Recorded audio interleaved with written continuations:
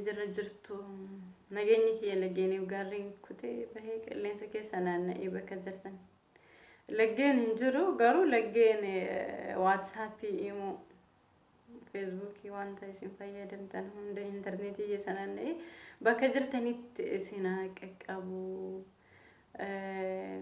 nagattaan sun namoonni YouTube channel kiyyaaf haarwataa tan family kiyya ta'a namoonni dura waliin turre bakka family kiyya taatanii baay'ee isin jaalladha hedduu isin kabajaa viidiyoo har'a qabadhee dhufee shaamboo rifeensa keessanii isin fayyadu shaamboo baay'ee faayidaa qabu rifeensa buqqa'uu dhoowwa akka rifeensi keessan hin caccabne shaamboo kana namni baay'een maalummaa shaamboo kanaa hin beeku ani amma dura rifeensi koo hedduu buqqa'uu ture ni buqqaa ni caccabaa garuu gaafa shaamboo kana fayyadame ji'a sadii fayyadame ji'a sadii keessatti faayidaa isaa baay'ee arge ijoollee hiriyoota kooti ijoollee natti dhiyaatan gaafa fayyadamee arge isaanitti illee hime isaanis fayyadamuu jiranii fayyadamanii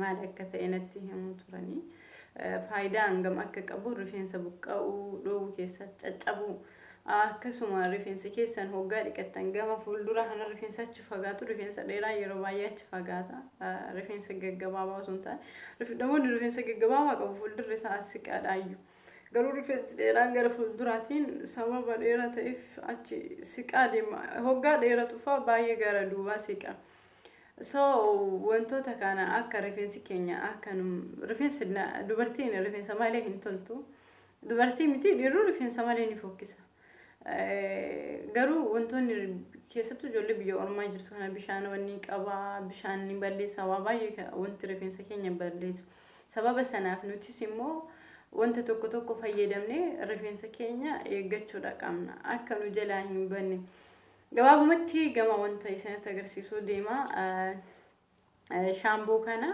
akkuma beektan baby shaamboo baby tii jechuudha shaamboo daa'imman xixiqqoo qaama ittiif qaamaaf rifeensa daa'imman hoggaa dhalatte ittiin dhiqanii shaamboo kana baay'ee cimaadha rifeensumayyuu shaamboo rifeensaa dhiisaa fayyadamaa kana ittiin dhiqadha laalaa hin argitanii torbee lama sadii gaafa fayyadamtan namoonni rifeensa keessa yeroo dhiqatan maal akka ta'e hin argitan rifeensa illee gaafa dhiqatan baay'ee namatti tola dafee filama isa immoo akkamitti dibattanii haala ittiin dibattan isinitti agarsiisa jalqaba dhiqachuun duratti rifeensa keessan dhiqachuuf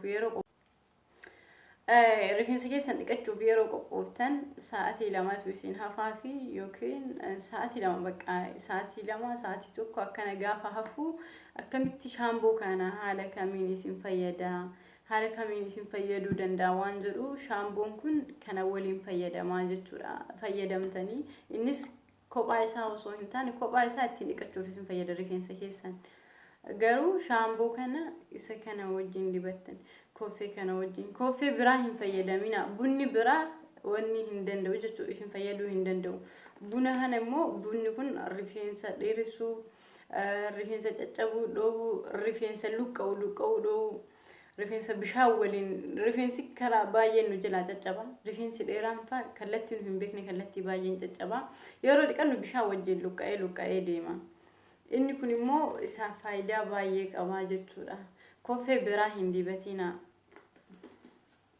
buna biraa akka hin dibanne bunni kun buna qofa osoo hin taane makaa qaba demoo maashinaan tumamee maashinaan wanni ta'e egas immoo buna kaawwaniin garaagarummaa guddaa qaba gaafa danfifamullee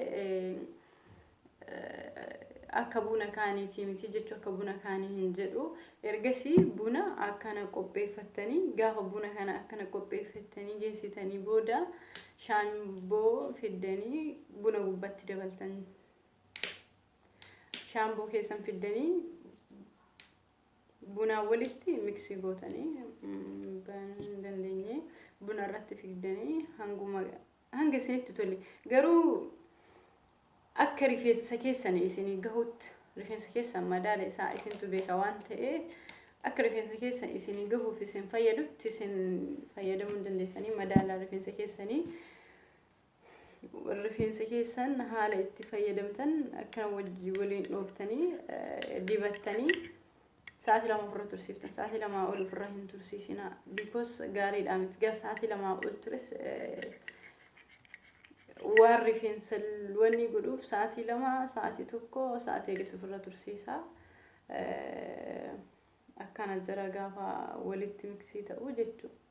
Akkana jira ergasii dibadha.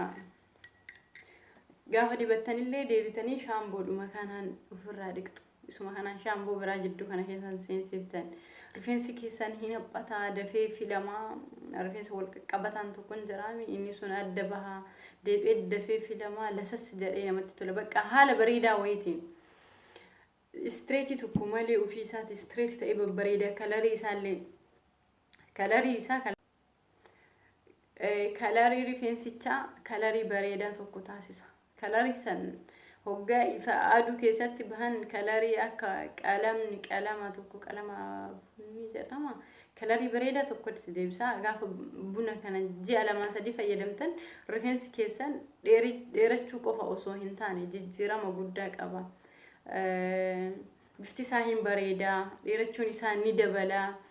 Street ta'aa dhufuun isaa ofii isaatiin amma rifeensa baay'ee sababa inni jabaatuuf istishwaariidhaan ni goggossanii sababa inni jabaatuuf jechuudha. Garuu Itoophiyaa fagaafa galtan istishwaariin baay'ee akka nama rakkisuu hin beektanii. Itoophiyaa keessatti waa baay'ee wantoota elektirikii waa baay'ee fayyadamu ni ulfaata. Elektirikiin humna hin qabu. Sunuu hin badaa sa'aatii inni badu sanitti. Eegasii immoo rifeensa keessan akka uumaman gaafa wantoota kana fayyadamtan wantoota rifeensaa kaanii isin barsiisaa ture. Inni dura irra jirus streetii ta'aa deema. Inni booda ol biqilus isuma san fakkaatee laafaadha bahaa erga isa jalqaba isin irra jiru kana laafistanii. Akkuma amma dura dubbanni rifeensi keessan dheerachuuf rifeensin jajjabaataan dheerachuuf dirqama laafuun isa barbaachisa jennee dubbannee turre. Amma duras waa'ee kana dubbadhee jira. Laaffisuudha qabdan rifeensi keessan biqiluuf laafuudha qaba. Gahee rifeensa laaffisuu keessatti ammas viidiyoo tokko irratti dubbadhee ture. Maayinesiif killee rifeensa laaffisuu keessatti gahee guddaa qabdi. Maayinesi asirratti viidiyoo tokko irratti barsiisee ture. Viidiyoo sanarraa ilaaltanii maayinesicha saniif killee gaafa wantoota mana keessaa haala salphaan argattan wantoonni kun rifeensi keessan gaafa haala kanaan qabdan rifeensi keessan baay'ee dheerataa baay'ee dabalaa irraa fayyadama. Zayitii rifeensaas isa andura hojjedhee isin mul'ise tokko jira. Zayitii sanis gaafa tolfattan yeroo wantoota kana ofirraa dhiqxan immoo zayitii itti dibattanii sa'aatii hanga barbaadan dibattanii illee raftanii kana ol kaatanii dhiqachuu dandeessan. Zayitii abishii kaanii isin mul'ise sun zayitii abishiitiin rifeensa dheeressu namni baay'een akkanaan hin beektani. Abishiin akka rifeensa dheeressu because Itoophiyaa keessa namoonni Itoophiyaa ni fayyadama. Oromoon waa baay'ee beekanii Oromoon uummata waa beeku. Oromoon abishii waa hedduu fi fayyadamti. Waa baay'ee keessatti fayyadama nyaata.